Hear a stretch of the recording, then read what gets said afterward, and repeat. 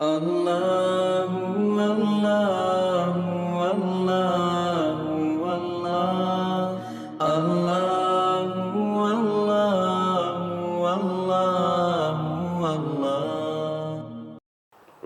السلام علیکم ورحمۃ اللہ وبرکاتہ۔ سب جواب دے دے والے میری ماں بہنیں سن رہی ہو، دل میں وعلیکم السلام ورحمۃ اللہ وبرکاتہ کہہ دے۔ یغفر اللہ لنا ولکم، اللہ ہم سب کی مغفرت فرماوے۔ الحمدللہ رب العالمین والعاقبۃ للمتقین والصلاة والسلام علی سید المرسلین وعلی آلہ واصحابہ اجمعین۔ کما بعد، اعوذ باللہ من الشیطان الرجیم، بسم اللہ الرحمن الرحیم۔ قل هو للذین آمنوا هدى وشفاء والذین لا يؤمنون في آذانهم وقر وهو عليهم عمى أولئك ينادون من مكان بعيد۔ صدق اللہ مولانا العظیم۔ قال رسول اللہ صلی اللہ علیہ وسلم لا یؤمن احدکم حتی اکون احب الیہ من والدہ وولدہ والناس اجمعین۔ صدق رسولہ النبی الکریم۔ میرے محترم دوستوں اور بزرگوں، اور خاص کر کے میری مائیں، بہنیں اور بیٹیاں، چونکہ یہ مستورات کا پروگرام ہے، اس لیے میں کوشش کروں گا کہ میری زبان سے وہ بات نکلے جو خصوصی طور پر ہماری ماؤں، بہنوں اور بیٹیوں کو فائدہ دے، اور عمومی طور پر اللہ ہم سب کو فائدہ پہنچائے۔ اللہ ہمارے بیٹھنے کو قبول فرمائے، اللہ ہمارے سننے کو قبول فرمائے۔ دیکھو، باتیں تو ہوگی انشاءاللہ، لیکن باتوں سے پہلے 4 نیتیں کرنا ہے۔ کتنی نیتیں کرنا ہے؟ یہاں جو میرے بھائی بیٹھے ہیں وہ بھی، اور میری بہنیں جو بیٹھی ہیں وہ بھی، 4 نیتیں کرنا ہے۔ اور یہ نہیں کہ آج نیت کرنا ہے، جہاں بھی دین کی مجلس ہو، تعلیم ہو، تعلم ہو، 4 نیتیں کرنا ہے، جس میں سب سے پہلی نیت سنیں گے۔ بولو، سب سے پہلی نیت سنیں گے، یعنی غور کے ساتھ جو باتیں ہو رہی ہے اسے سنیں گے۔ دوسری نیت کرے، عمل کریں گے۔ بولو، دوسری نیت عمل کریں گے۔ اور تیسری نیت، سب ہونے کے بعد اللہ ہمارے گناہوں کو معاف فرمائے، اللہ ہمارے گناہوں کو معاف۔ اور چوتھی نیت، ایک نہ ایک دن اللہ کے پاس جانا ہے اور سوال جواب ہونا ہے، اور جو کامیاب ہوگا وہ جنتی، جو ناکام ہوگا وہ جہنمی، اس کا خیال ہونا چاہیے۔ تو یہ ہمارے اکابرین نے بتایا ہے کہ کوئی بھی مجلس میں جاؤ، اس سے پہلے 4 نیتیں ہونا چاہیے۔ نمبر 1 سننا، نمبر 2 عمل کرنا، نمبر 3 اللہ سے اپنے گناہوں کی معافی مانگنا، اور چوتھا یقین ہونا ایک نہ ایک دن اللہ کے پاس جانا ہے۔ اور یہ قرآن میں بھی لکھا ہے۔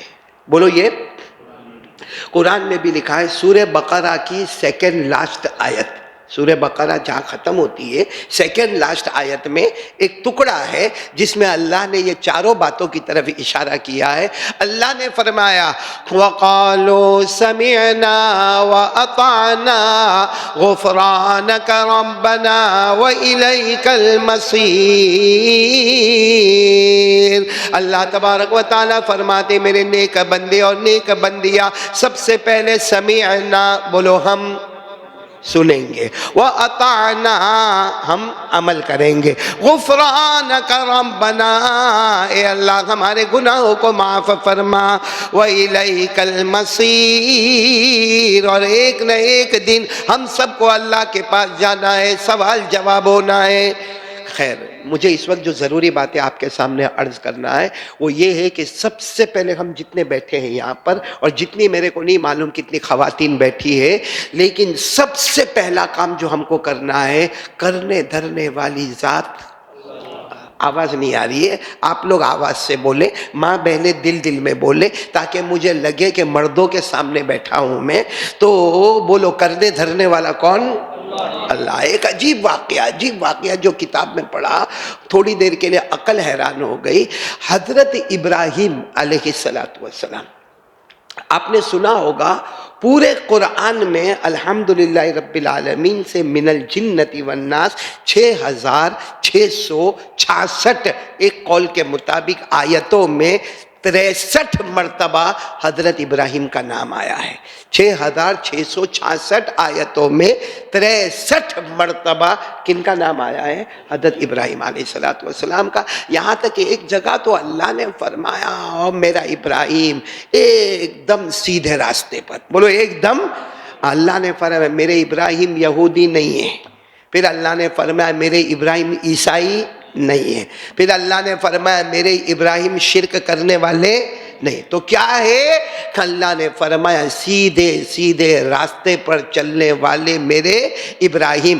اللہ نے فرمایا ما کان ابراہیم یہودیا ولا نصرانیا ولکن کان حنیفا مسلما وما کان من المشرکین۔ اللہ تبارک و تعالیٰ فرماتے میرا ابراہیم نہ تو یہودی، نہ تو عیسائی، نہ تو مشرک، بلکہ سیدھے راستے پر چلنے والے کون؟ ان کا ایک واقعہ، ایسے تو بہت سارے واقعات ہیں حضرت ابراہیم علیہ السلام کے، مگر ایک واقعہ جو میں نے پہلی مرتبہ پڑھا وہ واقعہ بڑا عجیب ہے کہ ایک مرتبہ حضرت ابراہیم علیہ السلام کے پاس بہت زیادہ مہمانان آ گئے، تقریباً 25-50 مہمانان کرام اچانک آ گئے۔ کن کے پاس؟ حضرت، اس وقت حضرت ابراہیم کی دونوں بیویاں گھر میں تھی، پہلی بیوی کا نام حضرت سارہ اور دوسری بیوی کا نام حضرت ہاجرہ علیہم السلام۔ دونوں بیویاں صاحب حضرت ابراہیم علیہ السلام اتنے پریشان کیونکہ 25-50 مہمانان کرام اچانک گھر میں آ جاوے، ہمارے گھر میں آوے تو اپنے کو گھر سے باہر ہی جانا پڑے، اچانک 25-50 مہمانان کرام۔ یہاں 15 دن پہلے بولے، مولی جاوید کو پوچھو نندربار والے کو، 15 دن پہلے بولے تو بیوی منہ چڑھا کے گھومتی ہے، تو یہ تو اچانک 25-50 مہمانان کرام، ایک روایت میں 25 کا ذکر ہے، ایک روایت میں 50 کا ذکر ہے، ہو سکتا ہے مرد اور عورتیں ہوں گے تو کسی نے مرد کو گنا کسی نے عورتوں کو گنا، مطلب 50 مہمانان کرام حضرت ابراہیم علیہ السلام کے پاس آ گئے، اور گھر میں دو بیوی ہے، ایک بیوی کا نام حضرت سارہ، ایک بیوی کا نام حضرت ہاجرہ۔ اور عجب معاملہ، قحط سالی کا زمانہ، قحط سالی کا زمانہ مطلب بازار میں کچھ ملے نہیں، دکان پر کچھ ملے نہیں، اناج نہیں، گندم نہیں، گیہوں نہیں، چاول نہیں۔ حضرت ابراہیم علیہ السلام اتنے پریشان کیونکہ مہمانان آ گئے ہیں اور سب کھانے کے موڈ میں ہیں، اور سب کو یقین ہے کہ حضرت ابراہیم علیہ السلام کے آئیں گے تو کھانا تو مل جائے گا۔ حضرت ابراہیم کبھی باہر جائے، کبھی گھر میں آوے، کبھی باہر جائے، کبھی گھر میں آوے، وہ گھر کے باہر سارے مہمانان بیٹھے ہیں۔ حضرت ابراہیم نے کہا انتظار کرو، اللہ کچھ نہ کچھ انتظام کرے گا۔ حضرت ابراہیم کبھی گھر کے باہر بولو، کبھی گھر کے اندر، کبھی گھر کے باہر، کبھی گھر کے اندر۔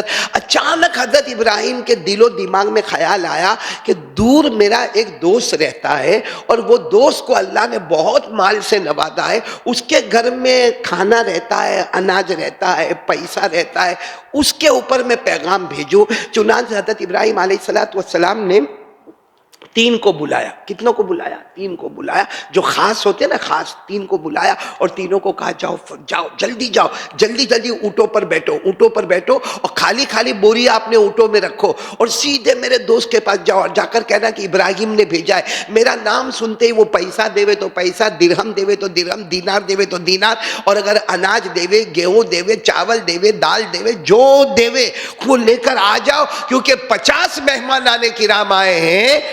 کبھی اللہ نے میرے گھر سے کسی کو خالی نہیں لوٹایا ہے، اللہ ان کو بھی خالی نہیں لوٹائے گا۔ تو وہ تینوں خادم، جو تینوں خادمین تھے، وہ چلے اور گئے، وہ جس پتے پر گئے ان کو جا کر کہا کہ ابراہیم نے بھیجا ہے، اور اونٹوں کو لے کر بھیجا ہے، اور خالی بوریا لے کر بھیجا ہے، اور آپ کے پاس میں جو بھی کھانا ہو، اناج ہو، غلہ ہو، وہ دے دو۔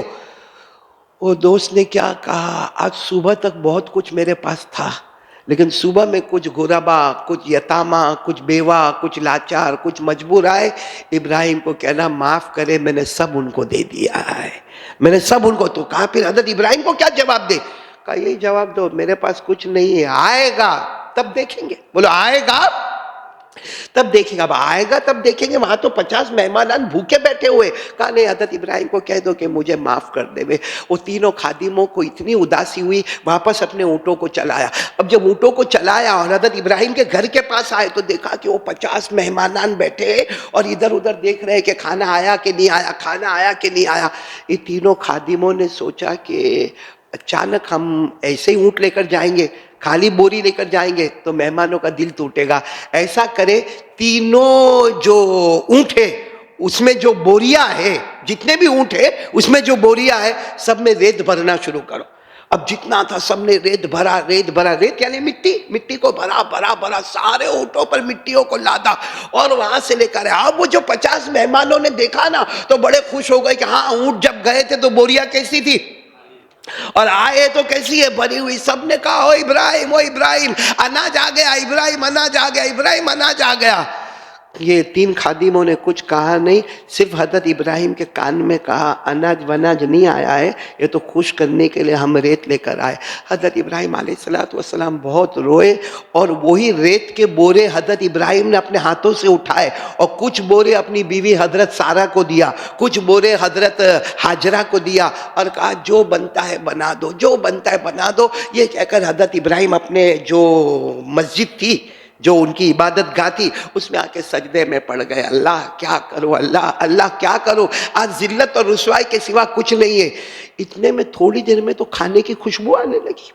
بولو کھانے کی. تو حضرت ابراہیم نے سجدے سے سر اٹھایا اور سیدھے حضرت سارہ کے پاس دوڑے، حضرت ہاجرہ کے پاس دوڑے تو دیکھا وہ تو گرما گرم روٹیاں بنا رہی ہے، گرما گرم روٹیاں بن رہی اور اس کی خوشبو پورے علاقے میں خوشبو جا رہی ہے.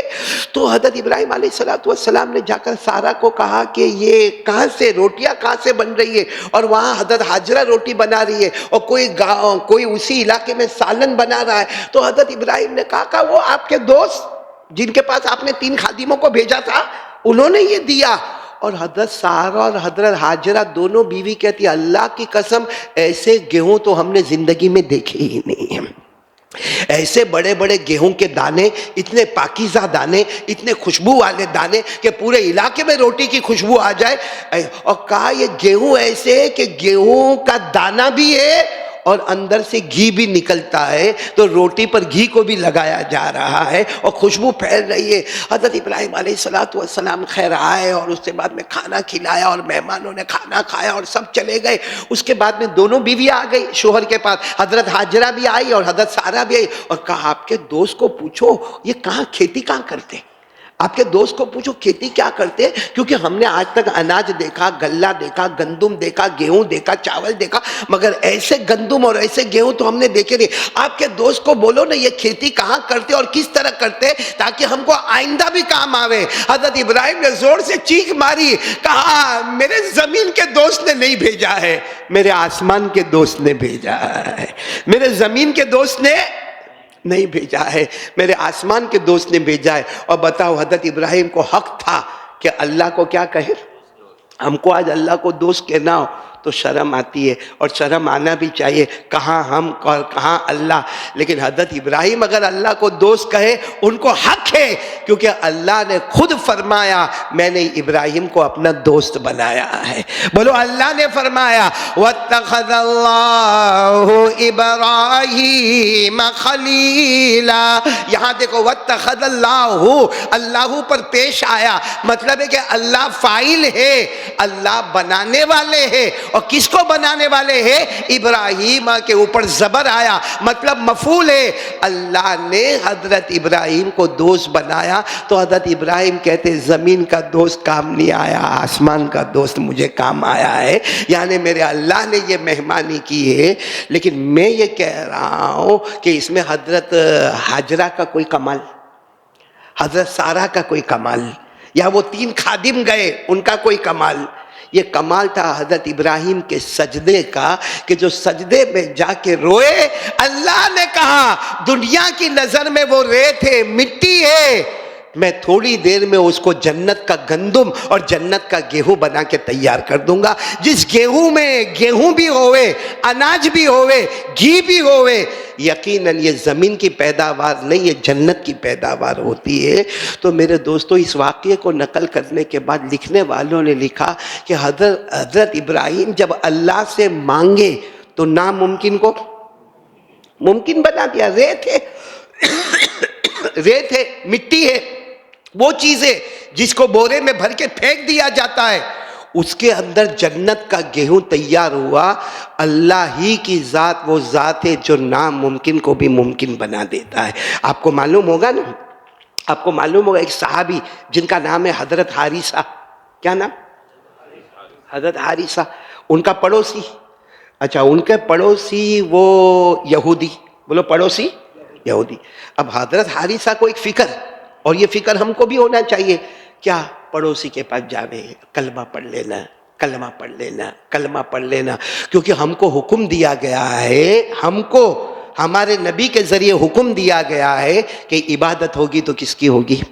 اللہ، نمازیں ہوگی، زکوٰۃ ہوگا، اور یہی صحیح دین ہے۔ پڑھو نا، اللہ نے فرمایا وَمَا أُمِرُوا إِلَّا لِيَعْبُدُوا اللَّهَ مُخْلِصِينَ لَهُ الدِّينَ حُنَفَاءَ وَيُقِيمُوا الصَّلَاةَ وَيُؤْتُوا الزَّكَاةَ وَذَلِكَ دِينُ الْقَيِّمَةِ۔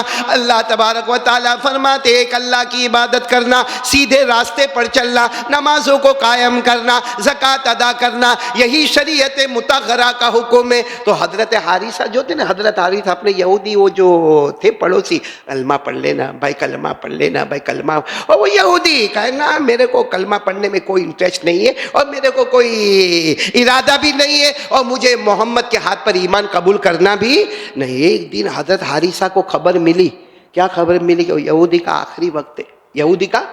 تو حضرت حارثہ گئے اور جا کر سر پہ ہاتھ رکھا، آخری وقت ہے، کلمہ پڑھ لینا، کلمہ پڑھ لینا، کلمہ۔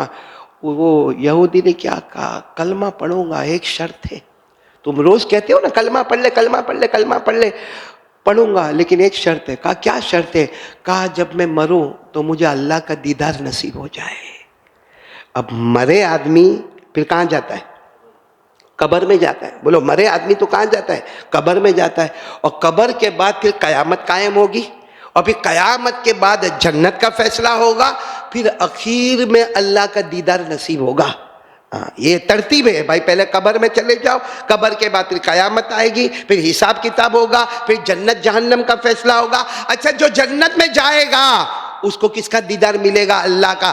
اللہ نے فرمایا وَوُجُوهٌ يَوْمَئِذٍ نَاظِرَةٌ إِلَىٰ رَبِّهَا نَاظِرَةٌ۔ یہ اللہ تبارک و تعالیٰ نے فرمایا۔ اچھا کچھ ایسے بھی ہوں گے جن کو جہنم میں جائیں گے اور اللہ کا دیدار نہیں ملے گا۔ کَلَّا إِنَّهُمْ عَن رَّبِّهِمْ يَوْمَئِذٍ لَّمَحْجُوبُونَ ثُمَّ إِنَّهُمْ لَصَالُو الْجَحِيمِ۔ تو یہودی کو بھی معلوم تھا کہ ان کے قرآن میں لکھا ہوا ہے کہ اللہ کا دیدار اتنا جلدی نہیں ملتا۔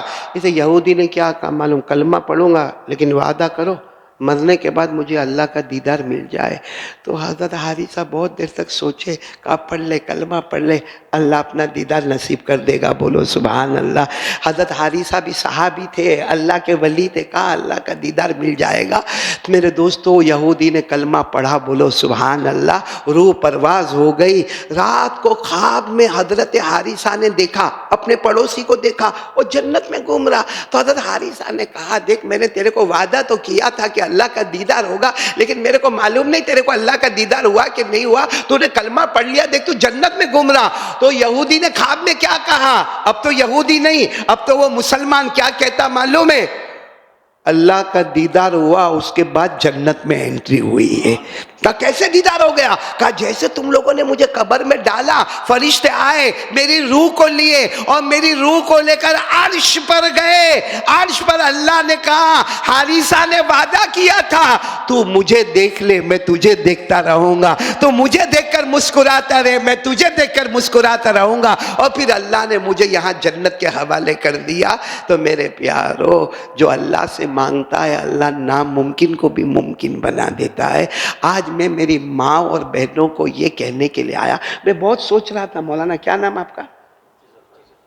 مفتی ظفر صاحب، نام تو سنا ہے آپ کا، اللہ تعالیٰ آپ کی عمر میں برکت عطا فرمائے، بہترین مفتی ماشاءاللہ، اللہ تبارک و تعالیٰ خوب ہم جوانوں سے، یہ جو جوان بیٹھے ہیں، میں تو بوڑھا ہو گیا، یہ جوان جو بیٹھے، اللہ ان سے دین کا بہت کام لے۔ ابھی قاری سلمان آپ تھے نا، آپ نے قرآن پڑھا، میرا دل خوش کر دیا، دل میرا کیا، میں تو سمجھتا ہوں عرش میں بھی جھومنے لگے ہوں گے، کیونکہ حافظ جی مسجد سگرام پورا سورت شہر میں اتنا اچھا قرآن پڑھنے والا، اور تدویراً اور حدرن تو ہم نے بہت سنا، لیکن ترتیلاً اور اتنا اچھا ترنم، اتنا اچھا تلفظ اور اتنی لمبی سانس۔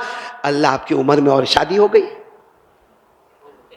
شادی ہو گئی تو اچھا ہے، اللہ آپ کی عمر میں بہت برکت نصیب فرماوے، بہت اچھا قرآن پاک پڑھا۔ ایک قاری سلمان مصری ہے، مصر کے قاری ہے، میں رات کو کبھی کبھی جب بہت تھکا گھر پہ آتا ہوں، کیونکہ میرا تو روز گھر پہ آنے کا رات کا ٹائم 2 بجے کا، کیونکہ بیان کرنے جاتا ہوں رات کو 1 بجے 2 بجے 3 بجے آتا ہوں، اور آتا ہوں گا تو بیوی کیا کرتی ہوگی وہ تو آپ کو معلوم ہے، یوں دروازہ کھولے گی اور پوچھے گی کچھ چاہیے؟ اب اتنا غصے میں پوچھے تو کیا بولے؟ اگر پیار سے بولے کہ ہاں میری جان آپ کو کچھ چاہیے تو معاملہ الگ ہو جاتا ہے، ہاں یوں برابر کے نہیں، اب سیدھا کچھ چاہیے، میں نے کہا نہیں تم سو جاؤ، تم سو جاؤ۔ اب پھر میرے کو نیند نہیں آوے تو میں وہ قاری سلمان کو آج کل سنتا ہوں، جو مصر کے قاری ہے، جوان ہے، اب چونکہ وہ لوگ تو داڑھی واڑی نہیں رکھتے تو وہ جوان ہے، لیکن ان کا ترنم میرے کو بہت پسند آتا ہے۔ آج وہ سلمان کی جگہ یہ سلمان زندہ ہو گیا، وہ قاری سلمان مصر والے کو سنتا تھا، آج میں نے ہندوستان والے کو سنا، وہی ترنم، وہی تلفظ، وہی لہجہ، اللہ تعالیٰ ان کی عمر میں برکت عطا فرماوے۔ میرے کو آج ہے نا بس تھوڑے سے وقت میں یہ کہنا ہے کہ ناممکن کو ممکن بنانے والا کون؟ اللہ۔ آج ہماری بہت ساری بہنیں ایک چکر میں پھنسی ہے، وہ چکر کیا ہے معلوم ہے؟ ساس بہو کا جھگڑا۔ اچھا اب جو میں بات کر رہا ہوں نا، یہ میری بات نہیں ہے، یہ میرے استاد محترم حضرت مفتی سعید پالن پوری نور اللہ مرقدہ کی بات کر رہا ہوں۔ کون؟ حضرت مفتی سعید پالن پوری نور اللہ مرقدہ، جو دارالعلوم دیوبند میں بخاری شریف پڑھاتے تھے، اور جس زمانے میں وہ ترمذی پڑھاتے تھے اس زمانے میں میں کبھی کبھی ان کے سبق میں جایا کرتا تھا، ان کی بات آپ کو سنا رہا ہوں۔ یعنی زبان میرے نالائق کی ہے، قاری احمد علی کی، لیکن بات اصل میں ہے بہت بڑے شیخ الحدیث، جو دارالعلوم دیوبند کے شیخ الحدیث حضرت مفتی سعید پالن پوری نور اللہ مرقدہ و مسجدہ، وہ کہتے کہ عورتیں بڑے جنجال میں ہیں، بڑے جنجال میں عورتیں۔ کیا جنجال رہتا ہے معلوم ہے؟ ہر گھر میں جاؤ، اللہ کی قسم 90% ہمارے گھروں میں جو جھگڑا ہے نا، ساس اور بہو۔ ایک عورت کا جھگڑا نمبر 1 کس کے ساتھ چلتا ہے؟ ساس۔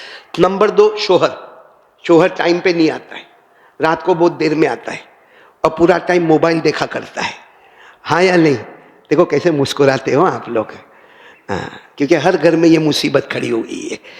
تو پہلا ساس، نہیں ایک عورت کا پالا جو پڑتا ہے نا لڑائی جھگڑے کا، وہ پہلا پالا کس سے پڑتا ہے؟ ساس کے ساتھ، المس۔ دوسرا پالا پڑتا ہے کس کے ساتھ؟ شوہر کے ساتھ۔ تیسرا پالا پڑتا ہے دیورانی کے ساتھ۔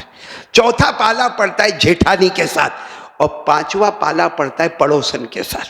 یہ جھگڑے بہت مشہور ہے، بولو جھگڑے مشہور ہے کہ نہیں مشہور ہے؟ آپ کہیں بھی جاؤ گے تو کہیں ملے گا وہ ساس بہو میں بہت جھگڑا ہوا، کہیں ملے گا ہسبینڈ وائف میں بہت جھگڑا ہوا، اور کہا دیورانی وہ تو اتنی خطرناک، زہر سے خطرناک ہے، اور جیٹھانی وہ تو ناگن کی طرح سامنے آتی ہے، اور پڑوسن معلوم نہیں کیا کیا کرتی، وہ تو ہم بولتے نہیں ہے، باقی معلوم پڑے تو سماج میں نکلنا مشکل ہو جاوے۔ حضرت مفتی سعید پالن پوری نور اللہ مرقدہ، اللہ ان کو گھری کے رحمت کرے، اللہ ان کے صدقے ہماری مغفرت فرماوے۔ کیا سبق پڑھانا ہوتا تھا، کیا سبق کا انداز ہوتا تھا، عربی زبان کو ایسے حل کرتے تھے۔ انہوں نے کہا ایک عورت کو 5 جگہ پالے پڑتے، ایک اپنی ساس کے ساتھ، ایک اپنے شوہر کے ساتھ، ایک دیورانی کے ساتھ، ایک جیٹھانی کے ساتھ، ایک پڑوسن کے ساتھ۔ تو کرنا کیا، یہ جنجال سے نکلنا کیسے؟ انہوں نے کہا بہت اچھا طریقہ، نکلنے کا طریقہ کیا ہے معلوم ہے؟ عورت جو یہاں مستورات بیان میں آئی ہے ان کو میں کہوں گا وہ غور سے سوچے کہاں میری غلطی ہے، کہاں میری ساس کی غلطی ہے، کہ شوہر کی غلطی ہے، کہ دیورانی کی غلطی ہے، کہ جیٹھانی کی غلطی ہے، کہ پڑوسن کی غلطی۔ اگر اپنی غلطی ہے تو کہا کہ اس کو خود سدھارنے کی فکر کرے، اپنی غلطی ہے، یعنی اس کو اندازہ ہوا کہ میری ساس اس بات سے ناراض ہوتی، میری دیورانی اس بات سے ناراض ہوتی، میری جیٹھانی اس بات سے ناراض ہوتی، میرا شوہر کا دل یہاں ٹوٹتا ہے، میری پڑوسن جب میں کچرا باہر پھینکتی ہوں تو ناراض ہوتی ہے.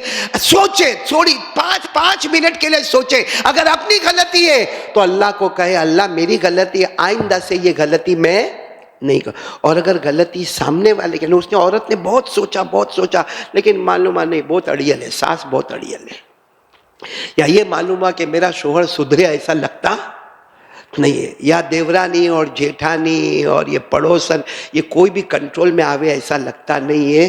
مفتی سعید صاحب نے بہت اچھا کہا، قرآن کریم میں حکم دیا ہے عدل. قرآن کریم میں کس کا حکم دیا ہے؟ عدل. عدل یعنی انصاف. بولو انصاف. اور کہا انصاف کا مطلب یہ بھی ہے، کہا انصاف کے بہت مطلب ہے، جیسے بادشاہ نے انصاف کر لیا، فلاں رعایا کے ساتھ انصاف کر لیا، فلاں حاکم نے انصاف کر لیا. کہا ایک عورت کے لیے انصاف یہ ہے کہ 5 منٹ گردن جھکا کر دیکھے، اگر اپنی غلطی ہے تو اللہ سے معافی مانگ لے، ارے ضرورت پڑے تو ساس سے معافی مانگ لے، دیورانی سے مانگ لے، جیٹھانی سے مانگ لے، پڑوسن سے مانگ لے، اپنے شوہر سے مانگ لے اگر اپنی غلطی ہے. اور اگر تجھے یقین ہے کہ تیری غلطی نہیں ان کی غلطی ہے تو روزانہ 2 رکعت نماز پڑھ کے اللہ کو کہہ دے. مفتی سعید صاحب کا جملہ ہے، اللہ کے دربار میں دیر ہوگی مگر اندھیر نہیں ہوگا. 20-25 دن میں تو جس گھر کی نوکرانی تھی اللہ اسی گھر کا تجھے رانی بنا دے گا. کس سے مانگ لے؟ اور کہا اللہ نے اسی کا حکم دیا ہے، اس کو کہتے ہیں انصاف. اپنے ساتھ انصاف کرنا کہ میری غلطی ہے تو میں معافی مانگ لو، اور اگر سامنے والے کی غلطی ہے تو شوہر کو تو کہہ نہیں سکتی نا کہ میرے سے معافی مانگ، ساس کو تو بول ہی نہیں سکتی، حالت خراب کر دے ہوئے. دیورانی جیٹھانی کو تھوڑی بولے چال سوری بول، نہیں ہوئے، پڑوسن کو بھی نہیں. تو اللہ کو کہنے کا وہ حضرت مفتی صاحب فرماتے کچھ دنوں کے اندر تو گھر کی نوکرانی اللہ تے کو رانی بنا دے گا. تو پڑوسن کے اوپر بھی حکومت کرے گی، دیورانی جیٹھانی اور ساس پر بھی حکومت کرے گی. لیکن شرط یہ کہ اپنی غلطی تو معافی مانگ لے، اور اگر سامنے والے کی غلطی ہے تو کس کو کہہ دے؟ اللہ کو کہہ دے. اور پھر مفتی سعید صاحب نے جو واقعہ سنایا، کہا حضرت عمر رضی اللہ تعالیٰ عنہ کون 22 لاکھ مربع میل پہ حکومت کرتے تھے. کتنی؟ کیا شان ہوگی حضرت عمر کی، کیا شان ہوگی. آپ کو معلوم ہے نا حضرت عمر رضی اللہ تعالیٰ عنہ جب ایسا گلی میں نکلتے تھے، آپ نے دیکھا ہوگا ہمارے یہاں رات کو چوراہے پہ جوان لوگ بیٹھتے، ایوب بیٹھتے وہ توے پر، کافی پر، آملیٹ پر، دیکھا ہوگا نا ہمارے سب جوان بیٹھتے ہیں. اور آپ نے دیکھا ہوگا کوئی مولانا آئے اور مولانا گئے، کوئی مولانا آئے اور کوئی مولانا گئے، بلکہ کبھی کبھی میرے جیسا مولانا بھی وہاں بیٹھا ہوتا ہے، تو کیا مولانا آئے اور کیا مولانا گئے. لیکن معاملہ ایسا ہے کہ حضرت عمر جب نکلتے تھے کسی چوراہے پر بڑے بڑے مرد بیٹھے ہو یا جوان بیٹھے ہو، حضرت عمر کا رعب اور دبدبہ ایسا تھا کہ حضرت عمر کو دیکھ کر آپس میں کہتے تھے امیر المومنین آئے، امیر المومنین آئے، بھاگو بھاگو بھاگو. حالانکہ وہ بیٹھ کر قرآن کا مذاکرہ کر رہے، حدیث کا مذاکرہ کر رہے، ہماری طرح دنیا کی باتیں نہیں کرے. لیکن حضرت عمر کے چہرے کا رعب اور دبدبہ ایسا تھا. آپ کو معلوم ہے ایک مرتبہ کیا ہوا، یعنی میں حضرت عمر کا رعب اور دبدبہ بتاتا ہوں. ایک مرتبہ سب جوان جمع تھے، بولو سب جوان چوراہے پر جمع تھے. ان میں حضرت حسین بھی بیٹھے تھے، میدان کربلا میں جو شہید ہوئے، کون؟ وہ بھی بیٹھے تھے. حالانکہ عمر میں کم تھے، دوسرے سب بڑے بڑے جوان. اتنے میں حضرت عمر رضی اللہ تعالیٰ عنہ پوری شان کے ساتھ نکلے. حضرت عمر کا جو لباس تھا، جو امامہ تھا، جو پگڑی تھی، وہ پہن کر اور وہ جتنے جوانوں نے دیکھا کہ امیر المومنین عمر، امیر المومنین عمر، سب بھاگ گئے. حضرت حسین اکیلے بیٹھے رہے. بولو حضرت حسین، حالانکہ عمر میں وہ جوانوں سے. تو حضرت عمر آئے، کہا السلام علیکم. حضرت حسین نے کہا وعلیکم السلام. حضرت عمر نے کہا سب بھاگ گئے نا مجھے دیکھ کر، میرا رعب اور دبدبہ دیکھ کر، تم بیٹھے ہو، تم کو میرا رعب اور دبدبہ سمجھ میں نہیں آیا. تو حضرت حسین نے کیا کہا معلوم؟ حضرت حسین بھی حسین تھے، کربلا کے میدان میں ایسے تھوڑی شہید ہوئے. کیا جواب دیا معلوم ہے؟ وہ سب بھاگ گئے کیونکہ بے شک آپ امیر المومنین ہیں، آپ میرے بھی امیر ہیں، آپ امیر المومنین ہیں. لیکن اگر بہت غور سے دیکھا جائے تو آخر میں تو میرے نانا کے غلام ہونا ہے. اینڈ آف دا ڈے پورا مطالعہ کیا جائے تو عمر کون تھے اور کیا ہے؟ تو میرے نانا کے غلام. میرے دوستو کوئی اور بادشاہ ہوتا تو کہتا کھڑے ہو، کیا نانا کے غلام؟ ہو گیا، نانا کا زمانہ مکمل ہوا، غلامی کا زمانہ مکمل ہوا، 22 لاکھ مربع میل پر اکیلے حکومت کرتا ہوں۔ حضرت عمر نے کیا کیا معلوم ہے؟ کہا واپس بولو میں کون ہوں؟ کہا آپ میرے نانا کے غلام ہو۔ کہا واپس بول بیٹا میں کیا ہوں؟ کہا تم نانا کے غلام ہو۔ حضرت عمر نے اپنا امامہ اتارا، حضرت حسین کے پاؤں پر رکھا، اپنی پیشانی حضرت حسین کے گود میں رکھا، کہا بیٹا جو تو نے یہاں کہا ہے کل قیامت میں بھی ایک مرتبہ بول دینا، جو تو نے یہاں کہا ہے نا کل قیامت میں ایک مرتبہ نبی کے سامنے کہہ دینا کہ عمر آپ کا غلام ہے، کیونکہ جب آقا جنت میں جائیں گے تو غلام کو بھی جنت میں لے کر چلے جائیں گے۔ تو میں یہ بتا رہا تھا حضرت عمر کا انصاف، حضرت عمر کا رعب دبدبہ ایسا تھا۔ ایک مرتبہ حضرت عمر جمعہ کا خطبہ دے رہے، بولو جمعہ کا، اور آپ نے سنا ہوگا، ہم کو تو چونکہ عربی معلوم نہیں ہے، ورنہ جمعہ کے خطبے میں اکثر امام کہتے ہیں اسمعوا واطیعوا، یعنی کیا مطلب ہوتا ہے؟ سنو اور مانو، بولو سنو۔ جیسے ہم نے شروع بیان میں کیا کہا، سمعنا واطعنا، سنو اور عمل کرو۔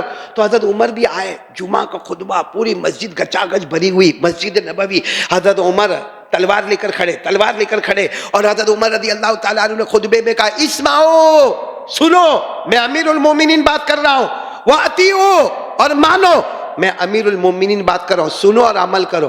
معلوم ہے ایک دیہاتی کھڑے ہو گئے، بولو کون کھڑے ہو گئے؟ ایک دیہاتی کھڑے ہوئے، کہا لا نسمع ولا نطیع، سنیں گے بھی نہیں اور مانیں گے بھی نہیں۔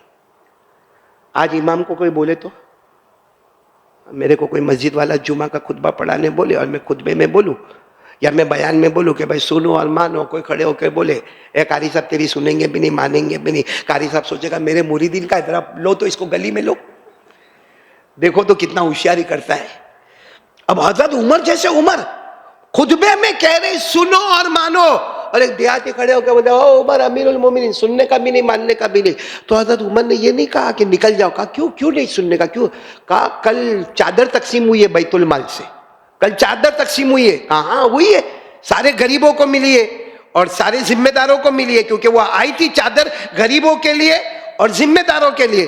تو کہا میں غریب ہوں، میرے کو ایک چادر ملی تھی۔ حضرت عمر نے کہا برابر ہے، سب کو ایک ایک چادر ملی تھی۔ کہا سب کو ایک ایک ملی تھی، تم دو کائے کو پہنے ہوئے ہو؟ اور حضرت عمر نے دو پہنی تھی، اوپر کا بھی تھا اور نیچے کا بھی تھا، دو چادریں تھی۔ تو کہا سب کو ایک ملی، جب ذمہ داروں کو اور غریبوں کو قاعدہ تھا کہ سب کو ایک ایک ملے تو امیر المومنین کو دو ملے۔ آپ امیر المومنین ہیں، اس کا مطلب ہے کہ آپ کو ڈبل، ہم کو سنگل۔ حضرت عمر روئے، روتے روتے کہا میں جواب نہیں دوں گا، میرا بیٹا کھڑے ہو جا۔ ان کے بیٹے وہیں بیٹھے تھے، کہا عبداللہ میرے بیٹے کہاں ہیں؟ کہا کھڑے ہو جا۔ عبداللہ کھڑے ہوئے، آنکھوں میں آنسو تھے۔ کہا اصل میں ایک چادر ان کی ہے، ایک چادر میری ہے، جمعہ پڑھنے آنا تھا، ابا کے پاس کوئی کپڑا نہیں تھا، ابا کے پاس کوئی کپڑا نہیں تھا، ابا ایک ہی چادر کو لے کر کبھی نیچے کی طرف باندھتے تھے تو اوپر کا حصہ کھلا رہ جاتا تھا، کبھی اوپر کی طرف باندھتے تھے تو گھٹنے کے نیچے کا حصہ کھلا رہ جاتا تھا۔ اب جمعہ پڑھانا ہے، امام ہے، امیر المومنین ہے، 22 لاکھ مربع میل پر حکومت ہے، تو میں نے ابا کی پریشانی دیکھا تو میں نے میری چادر ابا کو دی، تو جو اوپر کا جو حصہ ہے وہ عمر کا اپنا ہے اور جو نیچے کی چادر ہے وہ بیٹے کی چادر ہے۔ جب وہ دیہاتی نے سنا، کہا ٹھیک ہے خطبہ شروع کرو، اب سنیں گے بھی اور مانیں گے بھی۔ میرے پیارو، یہ حضرت عمر کا انصاف تھا جس نے پوری دنیا کے بھیس کو بدل دیا۔ اب ایک واقعہ، وقت ہے نا، ایک بات اور سنا دوں۔ حضرت عمر کو جب بیت المقدس فتح کرنا تھا، جب بات آئی ہے نا تو بات میں حضرت عمر کو کیا فتح کرنا؟ دعا کرو آج بھی فتح ہو جائے، دشمنوں کے قبضے میں ہے بیت المقدس۔ حضرت عمر کو کیا فتح کرنا ہے؟ اور حضرت ابو عبیدہ وہاں چلے گئے، کئی زمانے سے جنگ لڑ رہے بیت المقدس والوں سے، لیکن بیت المقدس والوں نے صاف کہہ دیا تھا، وہاں کے بڑے بڑے پادریوں نے کہا تھا ابو عبیدہ لڑتے رہو، ہم بھی لڑتے رہیں گے، تم لڑتے رہو ہم لڑتے رہیں گے، فیصلہ نہیں ہونے والا ہے، کیونکہ ہماری آسمانی کتابوں میں لکھا ہے اس کا فیصلہ کوئی اور ہی کرنے والا ہے۔ ابو عبیدہ اگر ہمت ہو تو مدینے سے تمہارے امیر کو بلاؤ اور ان کو بلا کر یہاں فیصلہ کرواؤ۔ تو حضرت ابو عبیدہ نے وہ زمانے میں جو خط لکھنا تھا خط لکھا، حضرت عمر کو خط ملا۔ حضرت عمر جب جا رہے، مدینہ سے کہاں جا رہے؟ بیت المقدس، بولو نا، مدینہ سے کہاں جا رہے؟ تو ایسا تو ہے نہیں کہ چھوٹا راستہ ہے، لمبا راستہ، کہاں مدینہ کہاں بیت المقدس، ہزاروں کلومیٹر کا فاصلہ۔ لیکن حضرت عمر کے پاس ایک ہی اونٹ ہے، ایک اونٹ ایک خادم، اور حضرت عمر نے پہلے ہی خادم کو کہہ دیا اتنے کلومیٹر میں اونٹ پر بیٹھوں گا تم نیچے چلو گے، پھر تم اونٹ پر بیٹھو گے تو اونٹ کی رسی میرے ہاتھ میں ہوگی۔ خادم نے کہا منظور ہے، اور کھانے کا بھی فیصلہ ہو گیا، جہاں کھانا ملے گا 50% تمہارا کھانا، 50% میرا کھانا، پانی ملے گا تو اتنا پانی تم پیو گے اتنا پانی میں پیوں گا۔ اب یہ فیصلہ ہو گیا۔ اچھا وہاں بیت المقدس کے علاقے میں ایک شور مچا ہوا ہے، عمر آ رہے، امیر المومنین آ رہے، 22 لاکھ مربع میل پر حکومت کرنے والے آ رہے، اور ایسے نہیں آ رہے، خط بھیجا گیا، خط بھیج کے ان کو بلایا گیا ہے اور وہ آنے والے ہیں۔ اب جب بالکل بیت المقدس میں داخل ہونے کا وقت آیا، حضرت عمر کی باری سوار ہونے کی ختم ہو گئی۔ کس کی باری آ گئی؟ تو غلام کو کہا بیٹھ جاؤ۔ حضرت عمر نے رسی پکڑ لی، بولو حضرت عمر نے رسی پکڑ لی۔ اب جب انٹری پر آئے تو دور سے شور ہو رہا تھا، تو غلام کیا کہتا ہے معلوم؟ اب اچھا نہیں لگتا ہے، آپ اونٹ پہ آ جاؤ، اور میں کہاں آ جاؤں گا؟ رسی پکڑ۔ تو حضرت عمر نے کہا نہیں، اپنی باری چل رہی ہے، اور باری کے اعتبار سے اب میرا وقت ہے رسی پکڑنے کا اور تمہارا وقت ہے اونٹ پہ بیٹھ۔ کہا وہ سب بات برابر ہے، باری اپنی برابر، کھانے کی باری، پینے کی باری، سواری کی باری، مگر وہاں لوگ آپ کا استقبال کر رہے، بڑے بڑے پادری وہاں پر آئے ہیں، اور معلوم نہیں جنگ ہوگی، اعلان جنگ ہوگا، حضرت ابو عبیدہ بن جراح وہاں پہ موجود ہے، صحابہ موجود ہے، اچھا نہیں لگتا کہ امیر المومنین اونٹ کی رسی پکڑے اور میں کس کے اوپر بیٹھ جاؤں؟ حضرت عمر نے کہا میرے سے زیادہ طاقت ہے تمہارے اندر میرے سے زیادہ طاقت ہے۔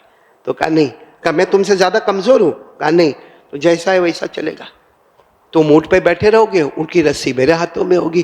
خیر جب بیت المقدس کے وہ جو دروازہ تھا، آج بھی وہ دروازہ موجود ہے، حضرت عمر رضی اللہ تعالیٰ عنہ جب اس کے اندر داخل ہوئے اور جو ہجوم ہوا امیر المومنین، تو وہاں کے پادری سب دوڑتے دوڑتے آئے، کہا خاموش ہو جاؤ، پہلے بتاؤ امیر المومنین کون ہے، جو اونٹ پر بیٹھا ہے یا جو رسی پکڑا ہے؟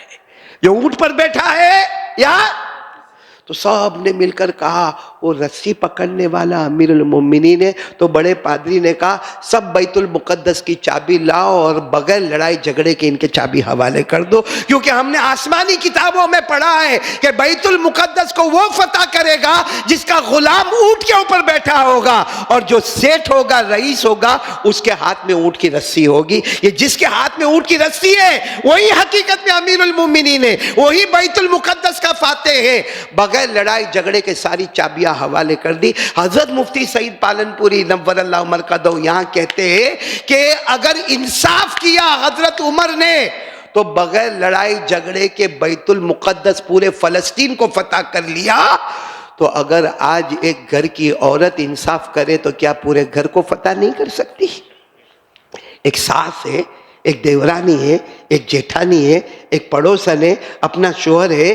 حضرت عمر اپنے ایک انصاف کے اوپر کہ غلام کی باری تو غلام کی باری، آقا کی باری تو آقا کی باری، چادر دو ہے تو چادر دو کیوں ہے، انصاف تھا۔ اور اللہ نے فرمایا ان اللہ یامر بالعدل والاحسان وایتاء ذی القربى وینہی عن الفحشاء والمنکر والبغی یعظکم لعلکم تذکرون۔ یہ آیت اتنی امپورٹنٹ آیت ہے، ہر جمعہ میں خطیب یہ آیت پڑھتا ہے۔ اللہ انصاف کا حکم دیتا، اللہ انصاف کا حکم دیتا۔ عورت کا انصاف یہی ہے کہ اگر میری غلطی ہے تو اپنے آپ کو سدھارو، اور اگر سامنے والے کی غلطی ہے اللہ سے مانگو۔ اللہ کے ولی مفتی سعید پالنپوری، اللہ کے ولی قلندر ہرچے گوید دیدہ گوید، اللہ کا ولی جو کہتا ہے ڈنکے کی چوٹ پر کہتا ہے۔ مفتی سعید پالنپوری فرماتے کچھ دن گزر جانے دے، اللہ تیرے کو گھر کی رانی بنا دے گا، نوکرانی سے ہٹا دے گا،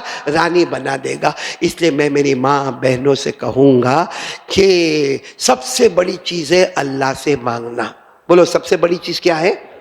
اللہ۔ جو اللہ ریت کے ڈھیر کو جنت کا اناج بنا دیتا ہے، جنت کا گیہوں بنا دیتا ہے، وہ اللہ کتنا پیارا ہوگا، کتنا بڑا ہوگا۔ تو سب کریں گے؟ بولو کریں گے انشاءاللہ۔ آپ تو سب مرد حضرات بیٹھے، ہم کو بھی انصاف سے کام کرنا چاہیے۔ اپنی بیوی کے ساتھ کیا کرنا چاہیے؟ انصاف کرنا چاہیے۔ میرے پیارو، یہ انصاف بہت بڑی چیز ہے۔ اگر ہماری ماں بہنیں یہ کرنے لگے نا، میرے گھر کے جھگڑے آپ کے گھر کے جھگڑے ختم ہو جائیں گے۔ صحیح بتاؤ، میں آپ کو صحیح بتاتا ہوں، آج ہماری ماں بہنوں کو کہہ رہا ہوں کہ ہمارے شوہر ہیں نا، اکثر کہتے گھر میں جاؤ تو ٹینشن، گھر کے باہر رہو تو آرام۔ بولو ہوتا ہے کہ نہیں ہوتا؟ کتنوں کو میں نے دیکھا کہتے ہیں مولانا گھر، حالانکہ گھر کو اللہ نے سکون بنایا ہے. نہیں بولو نا، اللہ نے گھر کو کیا بنایا؟ سکون. آپ سوچتے رہنا، گھر کو اللہ نے سکون بنایا ہے، برابر. اچھا، رات کو اللہ نے سکون بنایا ہے، برابر، اور بیوی کو بھی سکون بنایا ہے. 3 سکون میں ہم کو سکون نہیں ہے. 3، حالانکہ یہ میں نہیں کہہ رہا ہوں، اللہ نے قرآن کریم میں فرمایا وَمِن رَحْمَتِهِ جَعَلَ لَكُمُ اللَّيْلَ وَالنَّهَارَ. آگے کیا ہے؟ لِتَسْكُنُوا فِيهَا. معلوم ہے اللہ نے رات کو کیا بنایا ہے؟ سکون بنایا. اور آگے اللہ نے کیا فرمایا بیوی کے بارے میں؟ کیا فرمایا؟ لِتَسْكُنُوا إِلَيْهَا وَجَعَلَ بَيْنَكُمْ مَوَدَّةً وَرَحْمَةً. اللہ نے فرمایا بیوی سکون، گھر سکون، رات سکون. اور ہم کو گھر میں سکون، بلکہ جب سوچتا ہے ایسا ہوتا ہے تھوڑا باہر نکل جاؤ تو تھوڑا ٹینشن فری ہوگا. اس کی وجہ یہ کہ ہمارے گھر میں دین کا ماحول نہیں ہے. آج بہت معافی کے ساتھ ایک بات کہتا ہوں، ہمارے گھر میں ہماری بیوی، ہماری بہن، ہماری بیٹی رات کو سب موبائل پر بیزی، شوہر اپنا بیزی. صحیح ہے غلط ہے؟ رات کو شوہر آئے گا نا، کھانا وانا کھایا، کپڑے وپڑے بدلا، نہانا دھونا ہوگا، نہایا دھویا، اور اس کے بعد میں آپ نے دیکھا ہوگا شوہر اپنے موبائل پر، بولو بیوی اپنے موبائل پر، بیٹی اپنے کمرے میں. کیا دیکھتے معلوم؟ Episode, serial, programme. میرے کو تو مفتی ظفر صاحب معلوم ہی نہیں تھا، ایک ملا میرے کو، ایسا ہوگا اس کے جیسا، میرے کو ملا ایک. میں نے اس کو کہا کیا کرتا ہے، کیا ہے؟ تو کہا مولانا ایپیسوڈ دیکھتا ہوں. میں نے کہا ایپیسوڈ میں کمال کیا ہے؟ میں کمال ہوئے تو میں بھی دیکھوں، کمال کیا ہے اس میں کمال؟ تو کہا مولانا کیا ماں بہن کی گالی دیتے، کیا ماں بہن کی گالی دیتے. میں نے کہا ماں بہن کی گالی تیرے کو کائے کو دیتے؟ کہا میرے کو تھوڑی دیتے، آپس میں وہ جو سیریل چلتا ہے نا اس میں ایک دوسرے کو گالی دیتے. تو میں نے کہا اچھا وہ گالی دیتے اور تو؟ میں سنتا ہوں. اب سننا، اب ہمارے بدن کے بال کھڑے ہو جائے. رات کو 1 بجے جہاں سناٹا چھایا ہوا ہے، وہاں ہمارے یوٹیوب پر یا ہمارے موبائل میں یا ہمارے لیپ ٹاپ میں ماں بہن کی گالی آتی ہے. اس کا مطلب رات کو 1 بجے ہمارے گھر میں ماں کی شرمگاہ کا ذکر ہوتا ہے. بھلے وہ ہم کو گالی نہیں دیتا ہے لیکن وہ آپس میں گالی دیتے. تو ماں کی شرمگاہ، بہن کی شرمگاہ، بیٹی کی شرمگاہ. رات کو 1 بجے ہمارے گھر میں اس کا ذکر ہوتا ہے. تو ہمارے گھر میں جو قرآن رکھا ہے اس کا کیا جواب؟ ہمارے گھر میں مصلی رکھا ہے، ہمارے گھر میں کعبے کی تصویر رکھی ہے، ہمارے گھر میں فریم میں آیت الکرسی لکھی ہوئی ہے. جس گھر میں آیت الکرسی لکھی ہوئی ہے، جس گھر میں کعبے کی تصویر ہے، جس گھر میں 4 5 قرآن ہے، جس گھر میں زنا کا سوال بھی پیدا نہیں ہوتا، اس گھر میں رات کو 1 بجے ماں کی شرمگاہ کا ذکر ہوتا ہے. پھر ہمارے گھر میں چین سکون کہاں سے آئے گا؟ پھر کیا ہوتا ہے معلوم؟ عورت ہمیشہ پریشان، میرا شوہر غلط جگہ منہ مارتا ہے، میرا شوہر ایسا کرتا ہے، میرا شوہر ویسا کرتا ہے، میرا شوہر اپنی بہن کی فکر کرتا ہے لیکن اپنی بیوی کی فکر نہیں کرتا، اس کو اپنے گھر والوں کی فکر ہے، میرے گھر والوں کی فکر نہیں. اس کا جواب ہے کہ تو نے کب اللہ اور اللہ کے رسول کی فکر کی؟ تو نے کب اللہ کی فکر کی؟ تو نے کب اللہ کے رسول صلی اللہ علیہ وسلم کی فکر کی؟ آج مولانا ظفر صاحب معاف کرنا، ہماری ماں بہنوں کو گھر میں دیکھو کپڑا پہنتی ہے، الحمدللہ، بولو الحمدللہ، کپڑا پہنتی، میلا کچیلا پھٹا ہوا کپڑا پہنتی ہے. حالانکہ گھر میں کون آنے والا ہے؟ اس کا شوہر، جس کے سامنے اللہ نے حکم دیا ہے خوبصورت بن جا. اللہ نے جس کے سامنے حکم دیا ہے کہ خوبصورت بن جا، اس کے سامنے میلے سے میلا، کچیلے سے کچیلا، بدبو والا، کیچن والا، تیل والا، سالن لگا ہوا، دال لگی ہوئی، وہ کپڑا پہن کر ہماری بیوی ہوتی ہے. اور اسی عورت کو کہو کہ شادی میں جانا ہے، آدھا گھنٹہ تیار ہونے کا ہے، کیسا تیار ہوتی ہے؟ ایسا لگتا ہے وہ دلہن تو اسپیر میں، اصل دلہن تو یہ ہے. تیار ہوتی کہ نہیں ہوتی ہے؟ وہاں کس کو دکھانا ہے؟ دوسرے مردوں کو، دوسری عورتوں کو. یعنی کتنا کھل کر ہم شریعت کا پامال کرتے ہیں، یعنی ایک دم اوپن. اور یہ صرف عوام نہیں، خواص بھی. میرا گھر، آپ کا گھر، سب کے گھر کے بارے میں کہہ رہا ہوں، یہ ایک کھلم کھلا گناہ. اور اللہ قرآن کریم میں چھٹے پارے کی پہلی آیت اٹھاؤ، اللہ کہتے میرا بندہ تو نے چپ کے گناہ کر لیا، اور اس کے بعد چپ کے تو نے کہہ دیا اللہ میرے کو معاف کر دے، اللہ میرے کو معاف کر دے. اللہ کہتے جا میں نے تیرا گناہ کسی کو بتایا بھی نہیں، کسی کو بتاؤں گا بھی نہیں، تیرے میرے بیچ میں بات آ گئی، جا میں نے تیرے کو معاف کر دیا. لیکن کھلم کھلا جو گناہ کرتے، اللہ کہتا ہے میں سب سے محبت کروں گا، لیکن جو کھلم کھلا گناہ کرتا ہوگا اس سے محبت نہیں کروں گا. اللہ نے فرمایا لا يحب اللہ الجہر بالسوء من القول الا من ظلم وکان اللہ سمیعا علیما. اللہ فرماتے جو کھلم کھلا گناہ کرے گا اس سے میں محبت نہیں کروں گا. تو یہ کھلم کھلا گناہ نہیں ہے کہ روزانہ گندے میلے کچیلے کپڑے میں رہنے کا، شوہر آ رہا ہے جا رہا ہے، آ رہا ہے جا رہا ہے، اور جہاں شادی کا موقع ملا، جہاں شاپنگ کا حکم آیا، جہاں یہ آیا کہ دوسرے لوگوں میں جانا ہے، سب سے زیادہ خوبصورت ہماری بیوی بن کے جائے گی. کیا ہے یہ میری ماں بہنیں؟ اس لیے میں بات کو ختم کروں گا کیونکہ ابھی 5:45 بجے جماعت کا وقت بھی ہو جائے گا، اور میری طبیعت بھی ٹھیک نہیں. میں 17 دن سے مولانا بیمار تھا، یہ پورا ہفتہ میں نے بیان کینسل کر دیا. یہ تو میرے کو یہاں سگرام پورہ میں مسجد اقصیٰ میں جمعہ پڑھانا تھا، تو میں بیان کے لیے تیار ہوا، پھر ہمارے ایوب بھائی میرے پیچھے پڑ گیا، اور یاسر بھائی مستورات کا بیان. ویسے مستورات کے بیان سے میں بہت بھاگتا ہوں. کیوں بھاگتا ہوں بعد میں کبھی بتاؤں گا، لیکن بھاگتا ہوں کیونکہ ایک عورت نے اتنا بھگایا، چند عورتوں کو کہاں سے برداشت کرے گا. وہ ایک مولانا کو کسی نے کہا کہ یہ سب فجر کی نماز میں نہیں آتے. مولانا کہیں بیان میں گئے ہوں گے میرے جیسا، تو کہا فجر کی نماز میں نہیں آتے. مولانا نے کہا کل فجر کی نماز میں آ جانا، اور جو نہیں آئے گا اس کا دوسرا نکاح کراؤں گا. فجر کی نماز میں آ جانا، جو نہیں آئے گا اس کا. دوسرے دن مسجد پیک، سب نے مولانا کو کہا مولانا کیا بیان. مولانا نے کہا میرے بیان کا کوئی کمال نہیں ہے، سب کی بیوی نے دھکے مار کے بھیجا ہے. سمجھ گئے آپ لوگ؟ سمجھ گئے بیٹا؟ قاری سلمان سمجھے؟ سمجھا دینا، اور دوسری بیوی کا خیال بھی مت کرنا، بہت بڑا گناہ ہو جاتا ہے ہمارے سماج میں. خیر اب میں بات ختم کرنے جا رہا ہوں. سب کا خلاصۃ الخلاصہ جو آج میں نے مردوں میں بھی بیان کیا، آپ میں بھی بیان کرتا ہوں. اور صحیح معنی میں کہوں نا، یہ ہمارے بدن کے رونگٹے کو کھڑے کرنے والی بات ہے.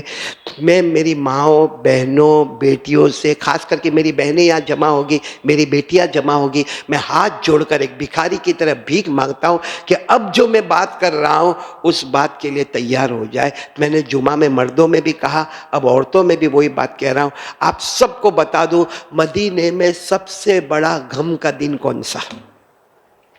بلکہ مدینے کو منورہ الحمدللہ یہ کہو دنیا میں سب سے بڑا غم کا دن. ایک کو میں نے پوچھا دنیا میں سب سے بڑا غم کا دن کون سا؟ تو کہا نواز سید رسول کربلا کے میدان میں شہید ہو گئے، وہ غم کا دن. میں نے کہا وہ تو خوشی کا دن تھا، شہادت جیسی نعمت ملی ہے وہ خوشی کا دن تھا. سب سے بڑا غم کا دن اگر کوئی آیا ہے تو وہ دن تھا جس دن خبر ملی مدینہ پاک میں کہ اللہ کے رسول صلی اللہ علیہ وسلم اللہ کو پیارے ہو گئے. بتاؤ اس سے بڑھ کر کوئی غم کا دن ہوگا؟ نہیں بولو نا، اس سے بڑھ کر کوئی غم کا دن ہوگا؟ کتنا بڑا غم کا دن ہوگا، کتنا بڑا غم کا دن ہوگا کہ حضرت عبداللہ، کون پورا نام ہے؟ حضرت عبداللہ بن زید بن عبد ربی. آپ کو پورا نام یاد نہ ہو کوئی بات نہیں، اتنا نام یاد رکھو، حضرت عبداللہ اپنے کھجور کے درخت پر، بولو کھجور کے درخت پر. اچھا میں جب مدینہ جانا ہوا تھا میرا 1 سال پہلے، تو میرا ایک شاگرد ہے وہاں پہ، وہ بیچارہ مرید بھی ہوا ہے، اللہ اس کی عمر میں برکت عطا فرمائے. مفتی صفی اللہ کے نام سے وہ پہچانا جاتا ہے. اس کا خود کا کھجور کا باغ ہے، خود کا کھجور کا باغ ہے. اور وہ مجھے باغ میں لے کر گیا تو میں نے دیکھا کھجور کے کچھ درخت جو تھے نا، یہ ہمارا پنکھا جو دکھتا ہے نا اتنی سائز کے تھے، کچھ جو تھے وہ پنکھے کا اوپر والا جو ہے نا اتنے تھے. اب معلوم نہیں حضرت عبداللہ کا کھجور کا درخت کیسا تھا، یعنی کم قد و قامت والا تھا یا بڑی قد و قامت والا تھا. لیکن حضرت عبداللہ ابن زید اپنے کھجور کے درخت پر تھے اور کھجور کے خوشے نکال رہے تھے، اور کان میں خبر آئی ان محمدن قد ماتا، خبر آئی کہ اللہ کے رسول اللہ کو پیارے ہو. چونکہ مدینے میں ٹینشن تو پہلے سے تھا ہی, اور جیسے خبر آئی ہے وہ دھڑام سے ان کا ہاتھ یوں پھسلا. کہاں سے گرے؟ اب وہ کھجور کا درخت لمبا چوڑا ہوگا یا آدھا ہوگا, مگر وہ زمین پر گرے. جیسے زمین پر گرے, بھائی زمین پہ گرنے والے کو ہاتھ فریکچر ہوتا ہے, پاؤں فریکچر ہوتا ہے, یا ہاتھ پاؤں میں مار لگتی ہے. انہوں نے نہ ہاتھ کا مار دیکھا نہ پاؤں کا مار دیکھا. کیا قیامت میں ہم جواب دیں گے؟ حضرت عبداللہ کا واقعہ سنا رہا ہوں. حضرت عبداللہ نے دونوں ہاتھ کانپتے کانپتے اٹھائے, کہا اللہ میرے کو اندھا بنا دے, اللہ میرے کو, بولو بولو, پھر کہتے ہیں اللہ میرے کو بہرا بنا دے, اللہ میرے کو اندھا بنا دے, اللہ میرے کو بہرا بنا دے. اور اللہ نے بھی قبولیت کی گھڑی تھی. آنکھ ویسی ہے مگر اندر سے روشنی نکال لی. کان ویسے ہی ہے مگر اندر جو طاقت شنوائی ہے وہ اللہ نے نکال لی. اب ان کو دکھتا بھی نہیں ہے, سن بھی نہیں سکتے. اسی حال میں گھر کی طرف جا رہے. خیر گھر کی طرف گئے, یوں یوں کرتے کرتے گھر میں گئے. گھر کے اندر انٹر ہوئے تو گھر میں جو عورتیں تھیں, ماں بہنیں بیوی, سب کیا ہوا کیا ہوا کیا ہوا کیا ہوا. اب ان کو کچھ نظر ہی نہ آوے, کان میں آواز ہی نہیں آوے. تھوڑی دیر میں گھر کی عورتوں کو اندازہ ہو گیا کہ ان کو دکھتا بھی نہیں ہے. اور یہ تو ہلا کر ان کو کہا, ہلایا اور ہلا کر یہ پوچھا کہ بھائی کیا ہوا. کہا میں نے اللہ سے دعا مانگی. بولنے کی تو طاقت تھی نا. کہا میں نے اللہ سے دعا مانگی, اللہ اندھا بنا دے, اللہ بہرا بنا دے. کیوں معلوم ہے گھر والوں کا کیوں؟ کہ جب نبی کو نہیں دیکھ سکتا تو اب کسی کو دیکھنے کی ضرورت ہی نہیں ہے.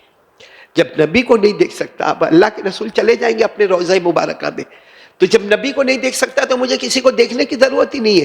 اور جب نبی کی باتیں سننے کا اب نہیں رہے گا تو کسی اور کی بات سننے کی ضرورت کیا ہے. اور پھر ایک جملہ جو کہا حضرت عبداللہ نے اپنے گھر والوں کو, قیامت میں میرے نبی پوچھیں گے, قیامت میں میرے نبی پوچھیں گے عبداللہ کیا لے کر آیا. کہوں گا آپ کی محبت میں آنکھ اور کان قربان کر کے آیا. ہم کو نبی پوچھیں گے قیامت میں میری بہنیں کیا لے کر آئی. کیا کہیں گے؟ آنکھوں سے گندی فلمیں دیکھ کر آئی, کانوں سے بڑے بڑے میوزک سن کر آئی. وہ عبداللہ بھی سامنے کہیں گے بہن شرم کرتی, تھوڑا تو شرم کرتی, ہم نے آنکھ اور کان کو لٹا دیا, تو نے کان اور آنکھ کو حرام کام میں مبتلا کر دیا. خیر مجھے ایک بات کہنا ہے, اس بات پر بات ختم کروں گا. میری ماں بہنوں سے ہاتھ جوڑ کر ایک بھیک مانگتے ہوئے میں یہ کہوں گا کہ میری ماں بہنیں ارادہ کرے کہ کچھ ہوئے نہ ہوئے آج سے 5 وقت نماز کی پابندی کر لیں, کیونکہ نبی سے محبت کرنا فرض. بولو نبی سے محبت کرنا. بھائی نبی سے محبت کرنا فرض, وہ تو سارے علماء کا, سارے مفتیان کرام کا فتویٰ ہے. بعض مفتیان کرام نے لکھا ہے کہ درود شریف پڑھنا فرض, زندگی میں 1 مرتبہ پڑھنا فرض. کسی نے کہا جب جب نبی کا نام آوے صلی اللہ علیہ وسلم کہنا واجب. یعنی جب درود پاک کو اتنی اہمیت دی ہے, درود پاک کس پر پڑھا جاتا ہے؟ محمد الرسول اللہ صلی اللہ علیہ وسلم پر. اور ہمارے نبی سے محبت کرنا فرض. اور محبت ایک ہی طرح معلوم ہوگی ہے, محبت بولنے سے نہیں ہوتی ہے. بولو محبت بولنے سے نہیں ہوتی ہے. یا محبت کوئی بار بار عمرے میں جا رہا ہے, بار بار عمرے میں جا رہا ہے, بھائی اللہ نے مال دیا ہے, جا رہے عمرے میں. کوئی اللہ کا ایسا بھی ولی بندہ جو ہر سال حج کو جا رہا ہے, لیکن بار بار عمرے میں جانا, بار بار حج میں جانا, ہر رمضان میں عمرے میں جانا محبت کی نشانی نہیں ہے. محبت کی نشانی علماء کا آخری فیصلہ ہے 5 وقت کی نماز. اگر کوئی عمرے میں جاتا ہو اور عمرے سے آگے اور فجر کی نماز نہیں پڑھے, اس کا مطلب ڈھونگی ہے. ڈھونگ کرتا ہے پورا مہینہ عمرے میں رمضان میں, اور عید کے بعد آیا اور فجر کی نماز میں نہیں. اس سے بڑا ڈھونگی کون ہوگا؟ جس کو دھتارا کہتے, ڈھونگی کہتے, جس کو کہتے صرف ایکٹنگ کرتا ہے, باقی دل میں نبی کی محبت کا پیالہ بھی نہیں آیا ہے. اس لیے میں میری ماں بہنوں سے کہوں گا کچھ کرے نہ کرے آج طے کرے کیا کرنا ہے, 5 وقت کی نماز. آپ کو معلوم ہے قرآن کریم میں صراحتاً, دلالتاً, اشارتاً, کنایتاً اللہ نے 500 مرتبہ نماز کا حکم دیا ہے. کتنی مرتبہ؟ اور پوری احادیث, مفتی صاحب بیٹھے, پوری احادیث جو ہے معلوم نہیں کتنی حدیثیں, لاکھوں لاکھ حدیثیں ہیں, مگر تمام حدیثوں کو جمع کرو تو 7000 مرتبہ ہمارے نبی نے نماز کا حکم دیا ہے. کتنی مرتبہ؟ 7000 مرتبہ نماز. یہ تو مفتی صاحب یہاں پر بیٹھے ہیں اور ہمارے یہاں اسلامی حکومت نہیں ہے, باقی نماز چھوڑے تو کیا کر لے گا مفتی صاحب؟ اپنے کو امامت پہ کھڑا بھی نہیں رکھے یہ لوگ.